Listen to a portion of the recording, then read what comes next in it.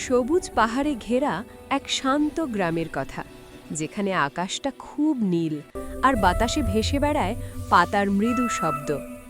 সেই পাহাড়ের ঢালে একা থাকত একটি বিশাল হাতি। প্রতিদিন সে দাঁড়িয়ে থাকত পাহাড়ের চূড়ায়। একদিন হঠাৎ করে আকাশের নীরবতা ভেঙে যায়। নীল আকাশ চিরে ভেসে আসে এক বিশাল ড্রাগন। তার ডানায় রোদের আলো পড়ে ঝালমাল করছিল। মেঘগুলো যেন তার পথ ছেড়ে দিচ্ছিল। ড্রাগনটি পাহাড়ের চূড়ায় নামতে গিয়ে হঠাৎ পা পিছলে যায়।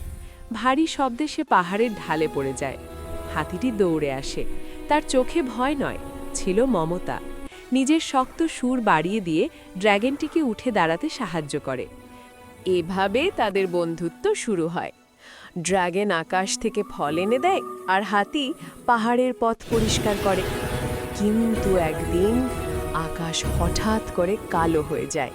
মেঘ জমে ওঠে, ঝড় শুরু হয়। ড্রাগনটি ডানা মেলে বাতাস থামানোর চেষ্টা করে, আর হাতি পাহাড় আঁকড়ে ধরে দাঁড়িয়ে থাকে।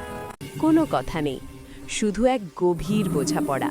সেই দিন থেকে পাহাড় জানে, শক্তি শুধু ডানায় নয়, শক্তি শুধু শরীরেও নয়, আসল শক্তি আসে বন্ধুত্ব থেকে।